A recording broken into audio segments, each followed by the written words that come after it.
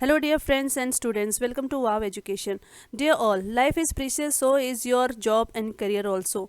A good start will always lead you to a good goal. So, keeping this in mind, here I have brought you the MCQ practice series based on NCRT books. You may or may not aware that maximum questions are framed from NCRT class 6 to 12 books. So, I am wishing you all the best for your all upcoming examination. रंगने के लिए, कपड़ों को रंगने के लिए Indigo का use होता था। तो इसका मतलब India was the biggest supplier of indigo in the world by the 19th century. 13 century से स्टार्ट होके 19th सेंचुरी तक इंडिया का जो इंडिगो प्रोडक्शन था वो वर्ल्ड का टॉप मोस्ट प्रोडक्शन था। और इंडिया के फार्मर्स को वाकई बहुत इससे फ़ायदा हो रहा हो नहीं हो रहा वो तो अंदर की बात है, क्योंकि ब्रिटिशर्स के आने के बाद इंडियन किसानों को फ़ायदा हो रहा है ये बोलना तो बहुत ही मतलब आपको बेवकूफ़ बनाने जैसा है। नेक्स्ट है what is would. It was the substitution of Indigo. अब जो है इंडिगो जिन जिन कंट्री को इंडिया से नहीं मिल रहा था वहाँ पे क्या हुआ, उन लोगों ने उसका सब्सटीट्यूशन ढूंढ लिया because Indigo was to costly. जो भी अच्छी चीज़ होती है वो कॉस्टली होती है। इंडिगो को ख़रीदना, उसके बाद उनको कपड़े में डाई कराना, जो यूरोप के एक्सपोर्टर्स थे, जो यूरोप के जो कपड़े वाले जो व्यापारी थे, उन लोगों को बहुत महंगा पड़ रहा था। जैसे आज के टाइम पे अगर हम जूट के बैग खरीदते हैं तो it cost us too much, और उसके बदले में जब हम पॉलीथीन को खरीदते हैं तो पॉलीथीन हमको सस्ता भी पड़ता है। तो इसीलिए पुराने टाइम में भी लोगों ने क्या किया कि सस्ती चीज़ों को ढूंढना शुरू किया। तो ऐसे ही वुड जो था, वुड भी इंडिगो का सब्स्टिट्यूशन था। And it was grown in Europe and produce violet and blue colour. और ये यूरोप में पैदा होता था और इसका जो कलर निकलता था वो वायलेट और ब्लू कलर हो जाता था।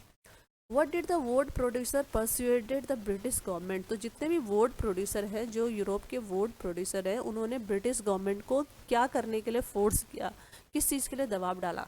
दे persuaded to ban indigo to increase the sale of their product. अब देखो ये कितने चालाक और मतलब तीतर बन रहे हैं। इन लोगों ने इंडिया से जो आने वाला इंडिगो था उसको बैन करवाने के लिए वहाँ से आने वाले इंडिगो को आप बैन कराओ, या फिर अगर बुलवाते हो उसको मंगवाते हो तो उसको बहुत ज़्यादा हाई प्राइस में बेचो।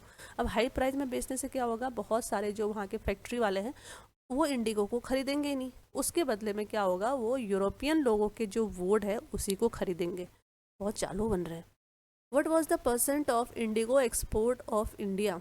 In 1788 it was about 30% and in 1810 it was high as 95%। तो पूरे वर्ल्ड में जितना भी इंडिगो का प्रोडक्शन और जो है इंपोर्ट होता था, एक्सपोर्ट होता था, वो इंडिया से ही होता था। 95% जो मार्केट है इंडिगो का वो इंडिया ने कैप्चर कर रखा था। What was the effect of indigo cultivation. जब मैं बोल रही हूँ ना 1810, तो 1810 में तो ऑलरेडी ब्रिटिशर्स इंडिया के अंदर थे। तो केवल जो इंडियन लोग थे वो तो बेचारे लेबर थे इंडिगो प्रोडक्शन के लिए। तो जो असली मालिक थे वो तो ब्रिटिशर्स ही थे। तो इसका मतलब जो ये 95% भी अगर टोटल प्रोडक्शन हो रहा है या फिर टोटल मार्केट पे हमारा कब्जा हो रहा है, तो ये जो सारा बेनिफिट है ये भी सब ब्रिटिशर्स को ही जा रहा है, हमको तो कुछ भी नहीं मिल रहा है। What was the effect of indigo cultivation. Effect मतलब जो है इंडिगो अगर हम प्रोड्यूस करते थे, उसको ग्रो करते थे, तो उसका क्या इफेक्ट होता था। Many Englishman came to India and became indigo planters and earned a lot of profit. जैसे जैसे लोगों को, अंग्रेज लोगों को पता चलने लगा कि इंडिया के अंदर जो मिट्टी है that is perfect for growing Indigo, तो वो लोग भी अपना जो है व्यापार स्टार्ट करने के लिए, ट्रेड स्टार्ट करने के लिए ब्रिटेन से इंडिया आए। उन लोगों ने यहाँ पे ज़मीनें खरीदी, यहाँ पर इंडिगो लगाना स्टार्ट किया और उस इंडिगो को यूरोप में बेचना शुरू किया। और this way they started earning a lot of profit. What are two systems of indigo cultivation. Indigo cultivation के दो तरीके क्या हैं। The two system of indigo cultivation are nij and ryoti. ये जो कल्टिवेशन के जो तरीके होते हैं उसको हम उनके नाम है ये एक्चुअली, एक है निज, एक है रियोटी। वट इज़ निज सिस्टम ऑफ इंडिगो कल्टिवेशन। इसमें क्या होता है, it was the production of Indigo on the cultivators fertile land. अब देखिए जो कल्टिवेटर के पास ऑलरेडी फर्टाइल लैंड है, उसका जो बहुत हरी भरी जो ज़मीन है उसके ऊपर ये लोग क्या करते थे, इंडिगो को लगवाने के लिए किसानों को फोर्स करते थे, उनको ज़बरदस्ती करते थे।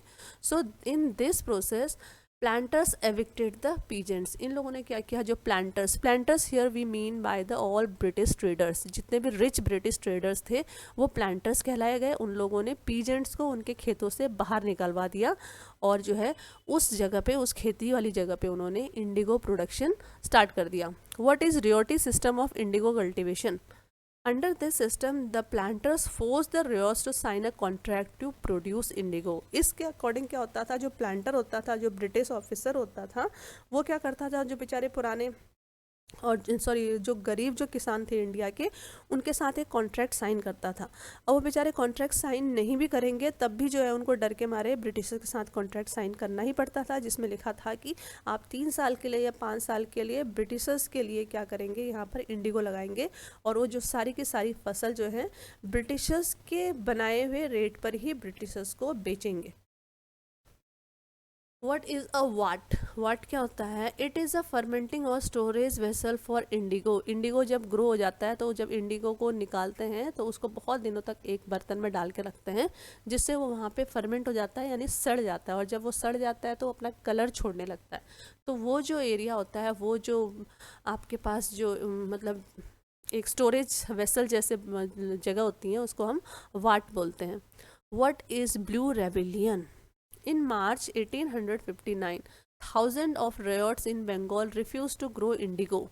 उन्होंने बिल्कुल मना कर दिया क्योंकि बहुत ज़्यादा एक्सट्रीम हो गया था, है ना, ब्रिटिश प्लांटर्स का उनके ऊपर जो जोर ज़बरदस्ती था, जो उनके ऊपर अत्याचार थे, वो बहुत ज़्यादा बढ़ गए थे।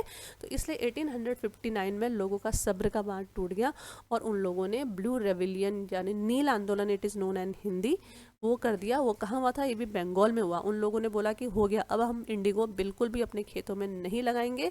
And they attacked Indigo factories with sword. उनके पास बहुत ज़्यादा इम्पोर्टेड या फिर जो है मॉडर्न वेपन्स तो नहीं थे, what ever they had they started fighting with those weapons. Sword लिए उन्होंने, स्पेयर्स लिए, बोज लिए, बैरो एरोज लिए, और जो वुमेन थी they attacked with pots, pan etcetera.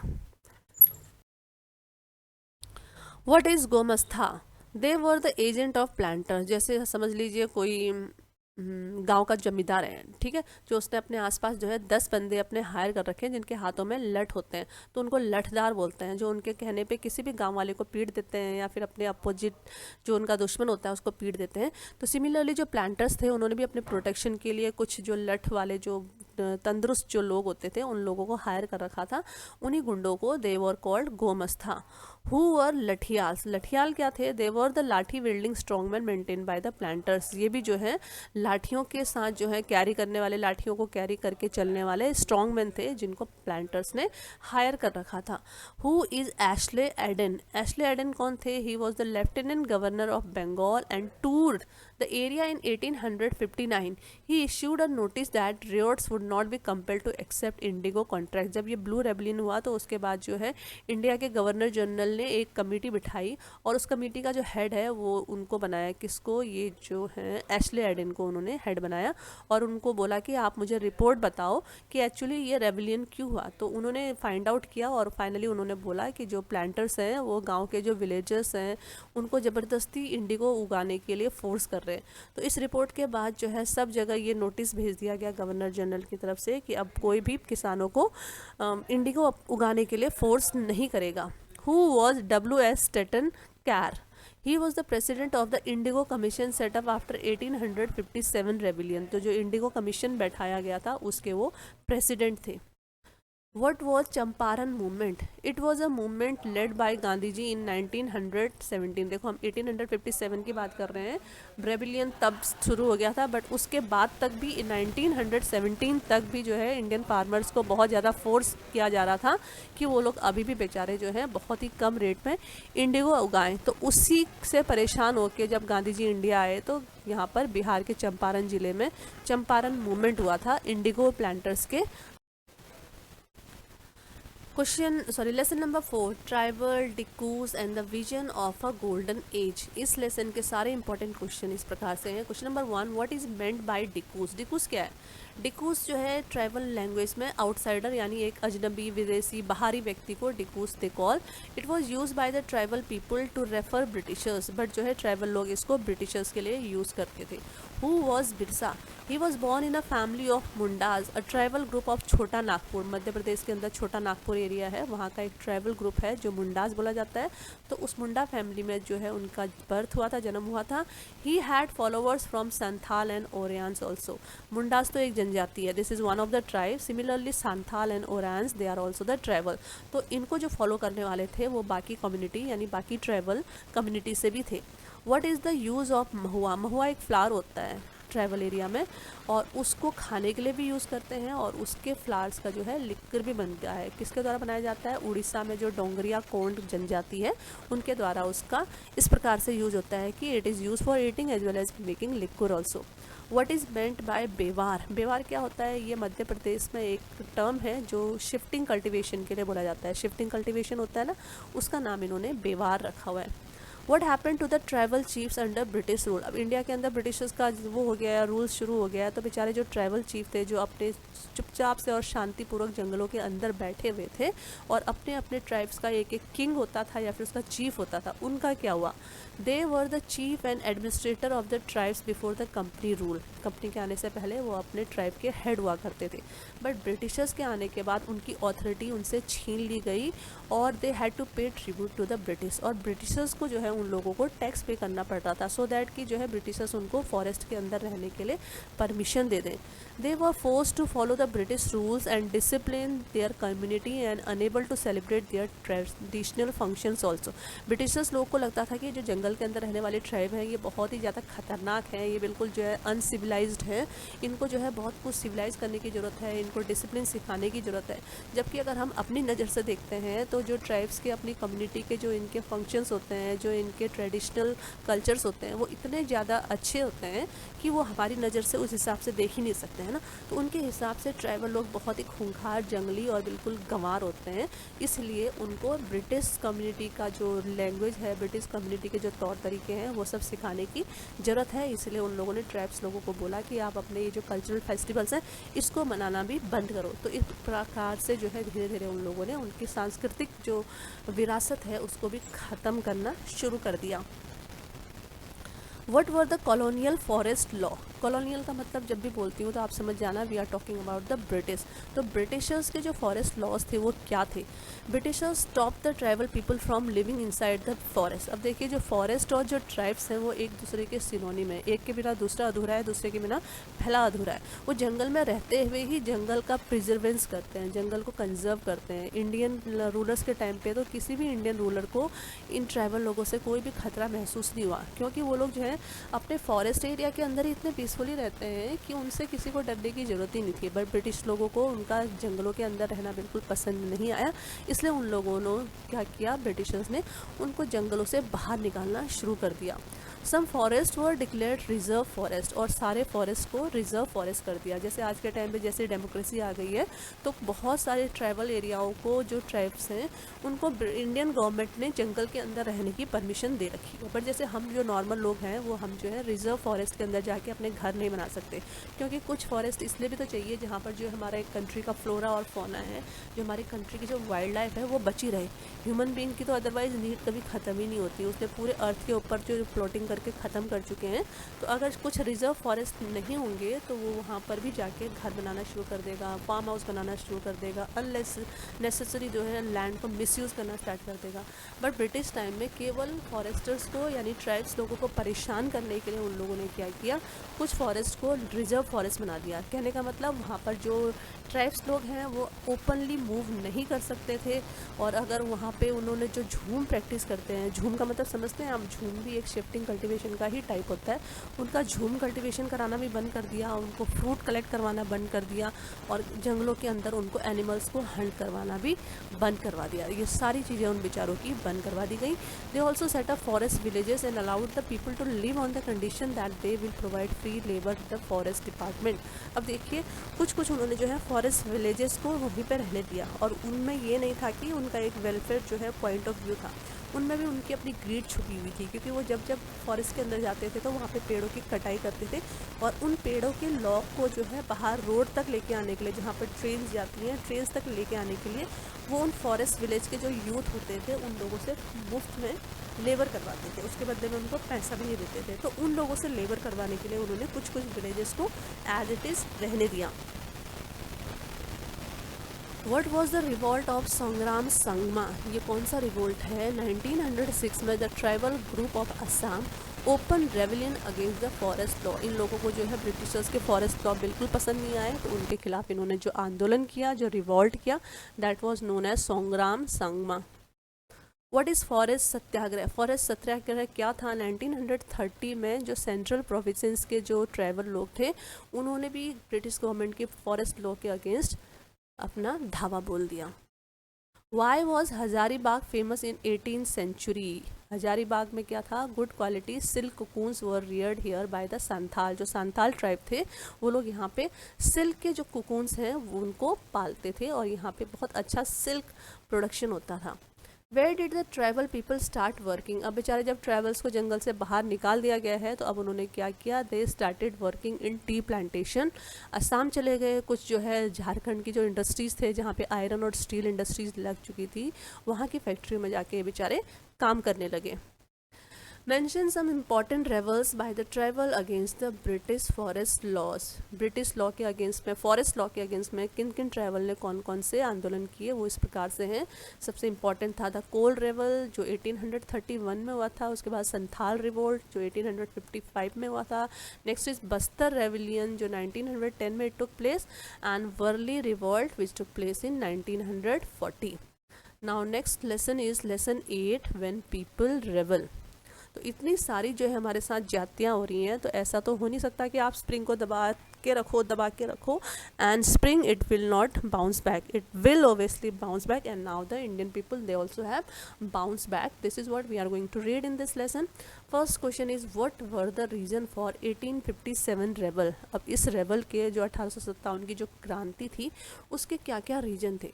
सबसे पहले तो था जो ब्रिटिशर्स ट्रेड करने के लिए आए थे, उन्होंने ट्रेड छोड़ के इंडिया के टेरिटरीज़ को ही एनेक्स यानी उनको ही हड़पना शुरू कर दिया था. दूसरा था जो पीजेंट्स थे, गांव के जो जमींदार थे या फिर गांव के जो विलेजर्स थे, गांव का एक जो पुअर फार्मर भी था, उन सब के अंदर बहुत ही असंतोष था क्योंकि वो अपने हिसाब से क्रॉप नहीं लगा पा रहे थे. अब जब क्रॉप लगाते थे तो उसका उनके अकॉर्डिंग जितना वो मेहनत करते थे उसके अकॉर्डिंग उनको बिल्कुल बहुत कम मुनाफा मिल रहा था. और जो इंडियन सिपॉय थे, जो इंडियन लोग सोल्जर्स थे जो ब्रिटिश आर्मी में काम करते थे, उनके साथ बहुत भेदभाव हो रहा था. उनकी सैलरी ब्रिटिश सोल्जर से बहुत ज़्यादा कम थी, बहुत, और उनको जो है प्रिविलेजेस भी नहीं मिलते थे. उनको ज़बरदस्ती किसी भी कंट्री में वॉर करने के लिए धकेल दिया जाता था. तीसरा था द मिशनरी एक्टिविटीज़. ब्रिटिशर्स के साथ जो आए थे वो मिशनरीज लोग थे. उन लोगों ने क्या किया था, जो ट्राइब्स लोग थे, जो फिर अनटचेबल्स लोग थे या फिर जो पुअर लोग थे, उन लोगों को एजुकेशन का लालच देके, उनको पैसे का लालच देके उनको कन्वर्ट करना स्टार्ट कर दिया था. उनका रिलीजन चेंज करके, उनका हिंदू या फिर मुस्लिम रिलीजन से उनको चेंज करके क्रिश्चियन बनाना उन्होंने स्टार्ट कर दिया था. तो ये जो 3 इम्पॉर्टेंट रीजन्स हैं. Who announce that Bahadur Shah would be the last Mughal king? It was announced by Lord Cannings. What do you mean by mutiny? Mutiny क्या होती है? When soldiers as a group disobey their officers in the army. जब सिपाही जो होते हैं वो अपने ऑफिसर को ऑर्डर मानने से मना कर देते हैं तो उसको म्यूटिनी यानी विद्रोह बोला जाता है.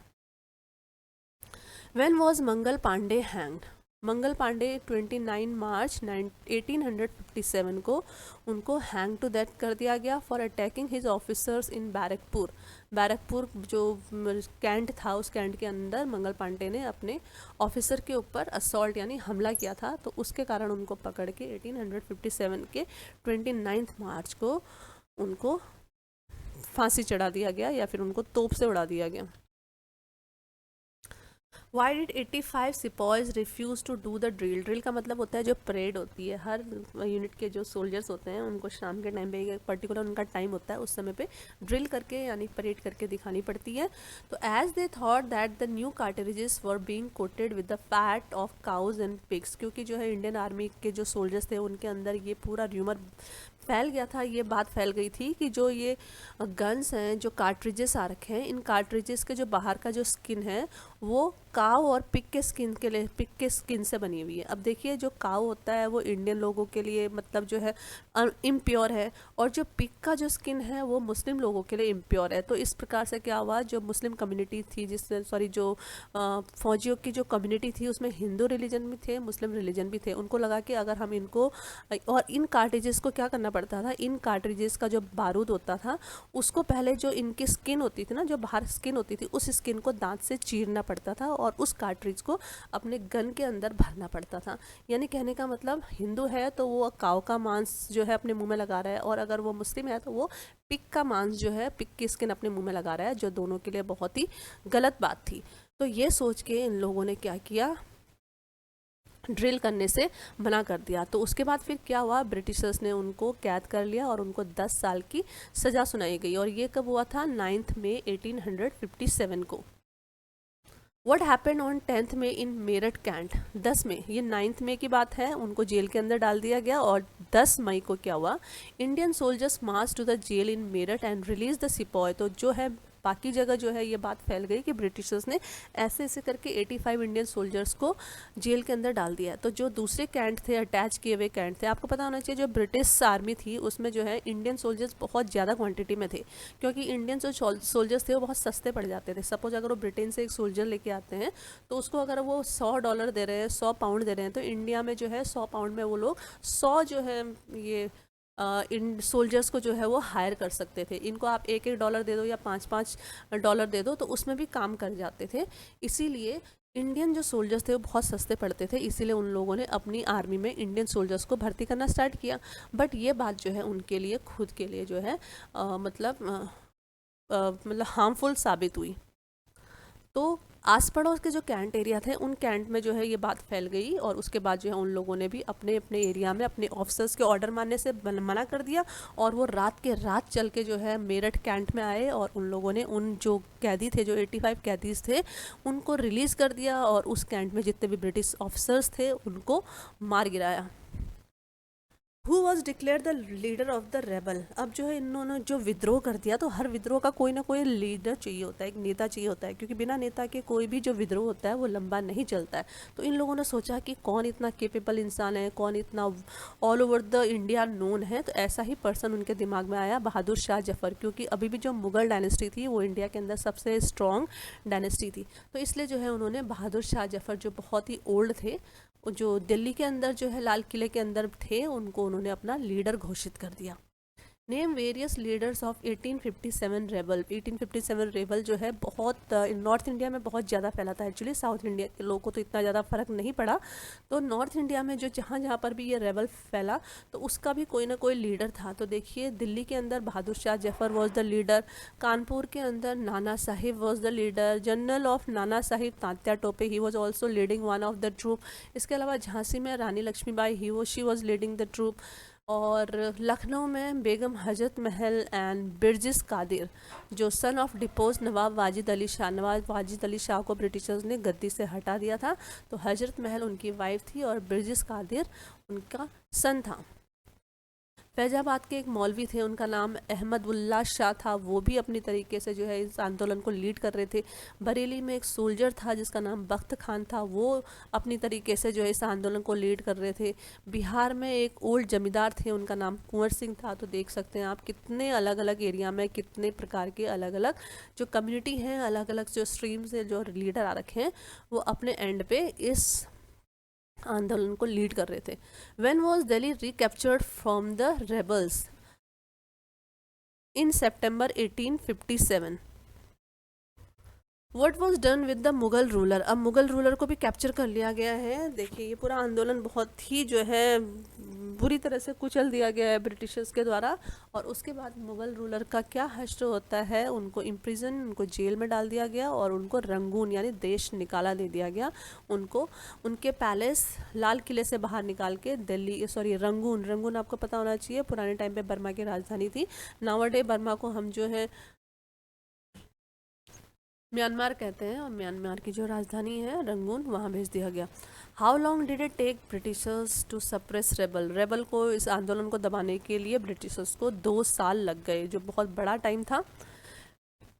When was Rani Lakshmibai killed? She was killed in June 1858. 1857 में रेबल स्टार्ट हुआ था और 1858 में वो मारी गई। When was Tatya Tope captured? In April 1859, he was captured and killed. What was the aftermath of 1857 rebel. 1857 के बाद क्या कंडीशन हुई इंडिया की, देखिए। The power was transferred from company to the crown. अभी तक जो है पावर थे, जो गवर्नर जनरल थे, जो भी रूल्स थे, जो भी एडमिनिस्ट्रेशन था, वो ईस्ट इंडिया कंपनी कर रही थी। बट अब सारा जो पावर है वो ईस्ट इंडिया कंपनी से क्राउन यानी ब्रिटिश पार्लियामेंट को चला गया है, ब्रिटिश मोनार्की को चला गया है। दूसरी चीज़ क्या हुई, a member of British cabinet was appointed secretary of state for India along with the council to advise. अब जो है ब्रिटेन के अंदर जो पार्लियामेंट थी, उस पार्लियामेंट में एक स्पेशल पोस्ट क्रिएट की गई जिसको secretary of state for India बोला जाता था। जैसे अगर हम इंडिया के अंदर बात करें तो हमारे यहाँ पे बहुत सारे कैबिनेट मिनिस्टर्स की जो पोस्ट होती है, कोई फॉरेन मिनिस्टर है, कोई रेलवे मिनिस्टर है, कोई एजुकेशन मिनिस्टर है। तो सिमिलरली ब्रिटिश पार्लियामेंट ने भी एक पोस्ट मतलब स्टार्ट की, उस पोस्ट का नाम उन्होंने दिया secretary of state for India. और वो जो मंत्री था वो इंडिया के मैटर्स को लुक आफ्टर करता था, और उसको ये करने के लिए उसके साथ एक काउंसिल भी दी गई, मतलब उसमें कुछ मेंबर्स भी दिए गए जो उसको एडवाइस किया करते थे। और क्या हुआ, the governor general of India was given the title of vice Roy. अभी तक जो है उनको हम गवर्नर जनरल बोल रहे थे, अब उनका नाम वाइस रॉय रख दिया गया। वाइस रॉय का मतलब a representative of the crown. इससे पहले जो गवर्नर जनरल था वो ईस्ट इंडिया कंपनी के लिए फेथफुल था, बट अब जो वाइस रॉय है वो ब्रिटेन की पार्लियामेंट के लिए या फिर ब्रिटेन के क्राउन के लिए फेथफुल था। A number of Indian soldiers was reduce. जैसे ही उनको पता चला कि जो सारा रेवल है ये इंडियन सोल्जर्स के कारण हुआ है, तो उन्होंने तुरंत जो है ब्रिटिशर्स ने इंडियन सोल्जर्स की भर्ती रुकवा दी, उन लोगों को नौकरी से हटवा दिया। And soldiers from Awadh, Bihar and central India and south India were replace by Gorkha, Sikh and Pathan. तो ये जो एरिया जहाँ पे रेवल बहुत ज़्यादा हुआ था, जैसे अवध है, बिहार है, सेंट्रल इंडिया है, साउथ इंडिया है, यहाँ से सोल्जर्स की भर्ती उन्होंने बिल्कुल बंद कर दी, और उनकी जगह अब जो है उन्होंने भर्ती करने के लिए लेके आए नेपाल से गोरखा कम्युनिटी को, क्योंकि वो लोग इंडिया के तो थे नहीं, तो इसलिए जो है उनका जो फेथफुलनेस है वो ब्रिटिशर्स के लिए ऐसे ही होता है जैसे ब्रिटिशर्स का उनकी खुद की ऑफिसर्स के प्रति है। दूसरा, उन लोगों ने सिख लोगों को लेके आए और अफगानिस्तान से पठान लोगों को लेके आए, जो ऑलमोस्ट नॉन इंडियन टाइप के लोग थे, उन लोगों को उन्होंने अपनी आर्मी में भर्ती करना स्टार्ट किया। और क्या हुआ, Indian rulers were made to hold kingdoms as subordinate of the British crown. जैसे ब्रिटिशर्स को फील हुआ कि जो सारे राजा लोग थे, ये राजा लोग भी इस आंदोलन में मिले हुए थे, तो उनको लगा कि हम राजाओं के ऊपर ज़्यादा जातियाँ नहीं करते हैं, उनको अपने अपने टेरिटरीज को संभालने के लिए दे देते हैं, बट उनको ब्रिटिश क्राउन को अपना मास्टर समझना होगा। मतलब अभी भी रूल तो करना है, बट किसके अंडर में, ब्रिटिश क्राउन के अंडर में उनको रूल करना पड़ेगा। अगेन क्या था, they were given right to hire to adopt son as well. अब उन्होंने उनको ये अधिकार भी दे दिया था कि अगर उनका कोई उत्तराधिकारी या कोई सक्सेसर नहीं होता है तो वो अपनी गद्दी पे बिठाने के लिए किसी को भी अडॉप्ट यानी गोद ले सकते हैं। The land of the Muslim was confiscated on large scale. जो बेचारे मुस्लिम थे उन लोगों की जो ज़मीन थी वो अंग्रेज़ों ने जब्त कर ली, क्योंकि जो है मुस्लिम लोगों को उन्होंने बहुत ही ज़्यादा सस्पिशियस यानी नज़र से देखा था, क्योंकि जो 1857 की जो क्रांति थी उसके जो लीडर थे ना बहादुर शाह जफ़र थे, तो उनको लगा कि बहादुर शाह जफ़र से जो है मुस्लिम लोगों को एक खास सिंपैथी है, इसलिए उन लोगों ने मुस्लिम लोगों के ऊपर कैसे अटैक किया, उनकी सारी ज़मीनों को जब्त कर दिया और उनको जो है सस्पिशियस यानी शक की निगाहों से देखा जाने लगा। Policies were made to protect landlords and zamindar. और फाइनली जो है कुछ रिफॉर्म्स करने स्टार्ट किए ब्रिटिश गवर्नमेंट ने, सो दैट जो लैंडलॉर्ड हैं, जो जमींदार हैं, उनकी पोस्ट बनी रहे और गांव के लोगों की ज़मीन भी उनके पास प्रोटेक्ट रहे। 10 a new phase of history began after 1857। और इस प्रकार से 1857 के बाद जो है एक नया चैप्टर इंडियन हिस्ट्री में स्टार्ट हुआ। Lesson number 6 is colonialism and the city. अभी तक जो हमने पढ़ लिया वो गांव के बारे में, जमींदार्स के बारे में, पीजेंट्स के बारे में, जो गांव के जो हैंडीक्राफ्ट बनाने वाले लोग हैं उनके बारे में बहुत पढ़ लिया। बट जो है ब्रिटिश काल में इंडियन सिटीज़ की क्या कंडीशन थी, let us see in this chapter. Question number 1 is what is meant by the presidency cities. Presidency cities क्या है, मैंने पहले वाले लेसन में आपको डिस्क्राइब किया था। कलकत्ता, बॉम्बे और मद्रास जो तीन जो स्टेट थे, इनको इनको ब्रिटिशर्स ने अपनी प्रेसिडेंसी यानी अपने 3 स्टेट बना दिए थे, and these 3 states were known as presidency cities for the administrative purpose। अगर पूरा नॉर्थ इंडिया अगर उन्होंने देखना है तो उसके लिए वो कलकत्ता में बैठे बैठे नॉर्थ इंडिया को कवर कर रहे थे।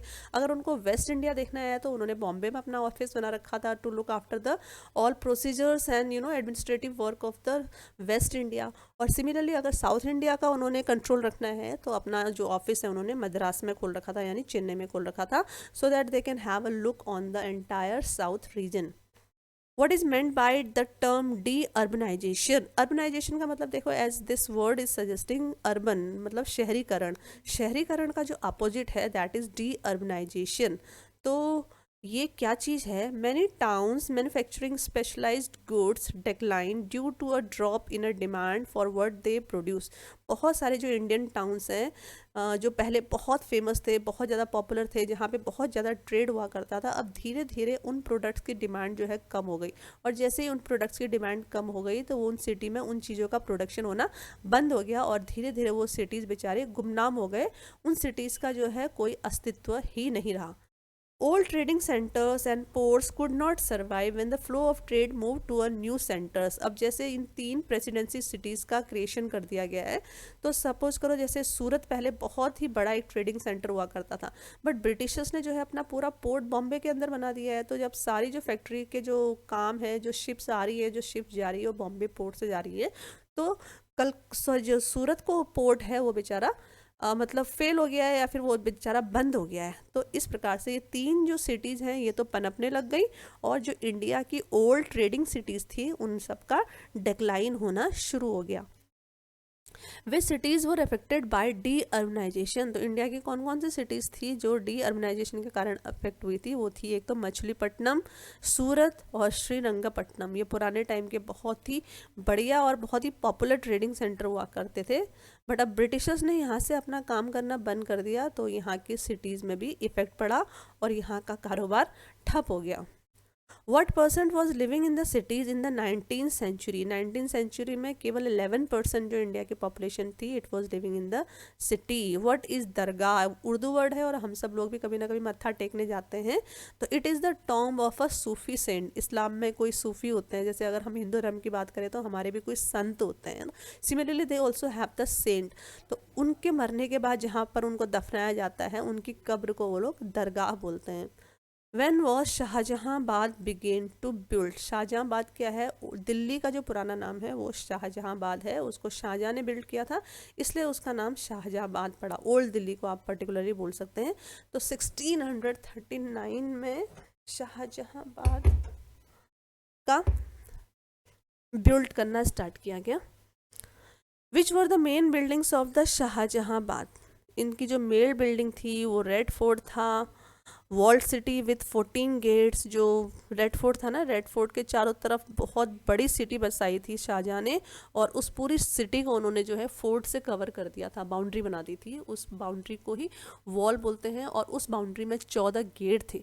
और उसके अलावा जहाँ पे रेड फोर्ट था, रेड फोर्ट के सामने से एक जो रोड जाती है, बड़ी सी रोड, उस रोड के दोनों तरफ मार्केट बसाया गया था। उस मार्केट को चांदनी चौक बोला जाता है, और चांदनी चौक के बाद फैज़ बाज़ार आता है, और थोड़ा सा आगे जाके जामा मस्जिद आता है, जो उस समय का सबसे लार्जेस्ट मॉस्क हुआ करता था इंडिया के अंदर। Who said that the streets of the Delhi are not mere street, they are like the album of a painter? तो कहने का मतलब जो दिल्ली की स्ट्रीट हुआ करती थी शाहजहांबाद, यानी ओल्ड दिल्ली की जो स्ट्रीट्स होती थी, वो इतनी मतलब खूबसूरत और इतनी ज़्यादा जिंदा दिल, इतनी ज़्यादा रौनक से भरी हुई रहती थी कि किसी कवि ने कह दिया था कि ये दिल्ली की सड़कें सड़कें नहीं हैं, ये गलियाँ नहीं हैं, ये तो किसी कवि की कल्पना है, या फिर किसी पेंटर की, किसी आर्टिस्ट की पेंटिंग्स हैं। ये बोला गया था मीर ताकी मीर के द्वारा, जो एक खुद भी एक पोएट थे। Please subscribe our channel, that is wow education, so that we can bring more informative videos for your career and for your jobs. और इसके कंटिन्यूशन के लिए बाकी जो फर्दर वीडियोस हैं उनको देखते रहिए। Thank you so much, and please do subscribe wow education.